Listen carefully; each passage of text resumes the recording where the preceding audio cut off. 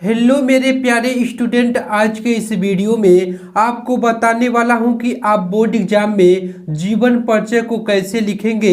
महादेवी वर्मा का जीवन परिचय लिखने का एकदम सही तरीका बताऊंगा। महादेवी वर्मा का जीवन परिचय लिखने का ट्रिक बताने वाला हूं और साथ में यदि आपको याद नहीं रहता है तो कैसे आप लिखेंगे ट्रिक से, दोनों बताने वाला हूं। यह जो महादेवी वर्मा का जीवन परिचय है यह हर साल बोर्ड एग्जाम में पूछा जाता है। वेरी वेरी मोस्ट इम्पोर्टेंट जीवन परिचय है। ये जो जीवन परिचय है आप सभी के बोर्ड एग्जाम में 100% गारंटी है, इस बार भी बोर्ड एग्जाम में पक्का यही आएगा। हिंदी का सबसे मोस्ट इम्पोर्टेंट जीवन परिचय महादेवी वर्मा का जीवन परिचय है जो हर साल बोर्ड एग्जाम में पूछे जाते हैं। हम आज की इस वीडियो में आपके 5 नंबर क्लियर करने वाला हूं, इसलिए आप वीडियो को पूरा अंत तक अच्छे से देखेंगे। सबसे पहले आप बोर्ड एग्जाम में जाएंगे तो आप इस तरह से बोर्ड एग्जाम की कॉपी देखने को मिलेगा। आप सबसे पहले स्केल से आप बड़ी स्केल ले जाएंगे, उसके बाद यहाँ पर डबल लाइनिंग खींच लेंगे। उसके बाद आप महादेवी वर्मा का हेडिंग डालेंगे जो भी क्वेश्चन पे पूछा रहेगा। उसके बाद आप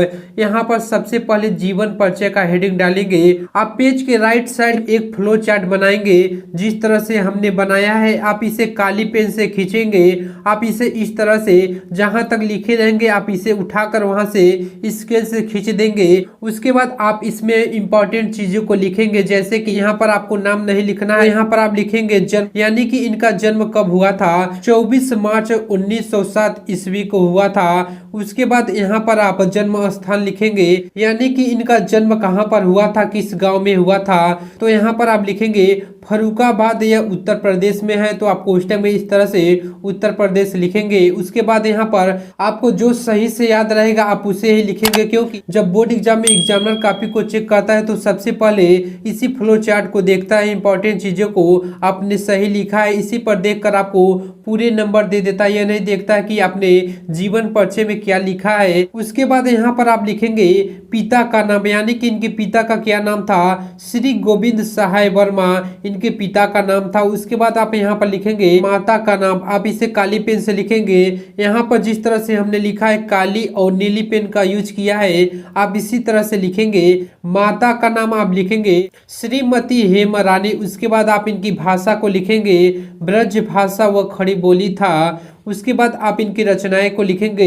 जरूरी नहीं है कि आप पूरी रचनाओं को लिखें, एक या दो भी लिख सकते हैं। तो आप इनकी रचनाएं को लिखेंगे हिमालय मेरा परिवार इनकी रचनाएं हैं, यहाँ पर आप लिख देंगे इत्यादि, यानी कि और भी है। उसके बाद यहाँ पर आप इनकी मृत्यु को लिखेंगे, यानी कि इनकी मृत्यु कब हुई थी, 11 सितंबर 1987 ईस्वी को इनका निर्धन हो गया था। तो आप इसी तरह से लिखेंगे। उसके बाद आप इस फ्लो चार्ट की मदद से आप जीवन परिचय को लिखते हुए चले जाएंगे। यदि आपको याद नहीं रहेगा तो कैसे लिखेंगे, हम आपको ट्रिक बताएंगे।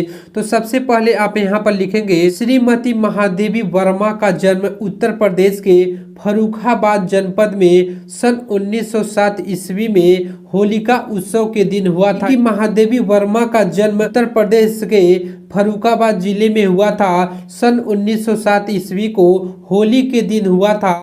यहाँ पर आप उनके जन्म और जन्म स्थान को आप काली पेन से लिखेंगे, यानी कि आपको जिस तरह से हमने लिखा है काली नीली पेन का यूज किया है आप इसी तरह से लिखेंगे। यानी कि यहाँ आप देख सकते हैं कि एक प्लस पॉइंट है, यहाँ पर जितने भी चीज़ों को आपने लिखा है इसी को आपको इसमें काली पेन से लिखना है। इसके बाद आगे आप लिखेंगे इनके पिता गोविंद प्रसाद वर्मा भागलपुर के एक कॉलेज में प्रधानाचार्य और माता हेमरानी विदुषी और धार्मिक स्वभाव की महिला थी। यानी कि महादेवी वर्मा के पिता जो थे गोविंद प्रसाद वर्मा, वो भागलपुर कॉलेज में एक प्रधानाचार्य यानी कि प्रिंसिपल थे, और माता यानी कि उनकी माता जी हेमरानी बहुत ही धार्मिक विचारों वाली थी। उसके बाद लिखेंगे संस्कृत में एमए उत्तीर्ण करने के बाद वे प्रयाग महिला विद्यापीठ में प्रधानाचार्य हो गई। यानी कि महादेवी वर्मा संस्कृत में एमए उत्तीर्ण यानी कि पास होने के बाद उन्हें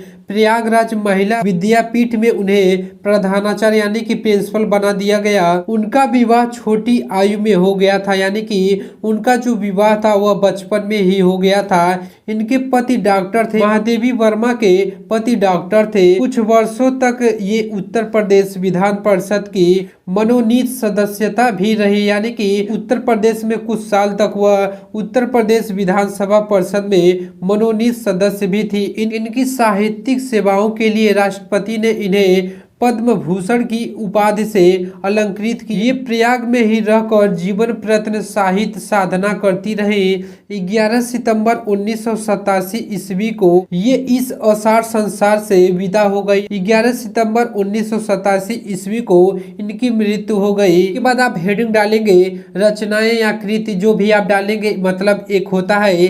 रचनाएं लिखना भी बहुत जरूरी होता है, क्योंकि आपके जीवन परिचय जो आप लिखेंगे इस पे आपको 3 नंबर मिलेंगे, और जो आप रचनाएं को लिखेंगे इस पर 2 अंक मिले, यानी कि जीवन परिचय और रचनाएं को मिलाकर आपको जीवन परिचय में आपको पूरे 5 नंबर मिलते हैं। इसलिए आप रचनाएं को भी लिखेंगे। रचनाएं में लिखेंगे महादेवी वर्मा की रचनाएं निम्नलिखित है। इसमें आप सबसे पहला लिखेंगे हिमालय, दूसरा आप लिखेंगे मेरा परिवार, तीसरा लिखेंगे निहार, चौथा लिखेंगे रसीम, पांचवा है दीप शिखा और छठा है नीरज आदि। आप इसी तरह से जीवन परिचय को लिखेंगे। 24 फरवरी को बोर्ड एग्जाम में लिख कर आएंगे तो आपको पूरे नंबर मिलेंगे।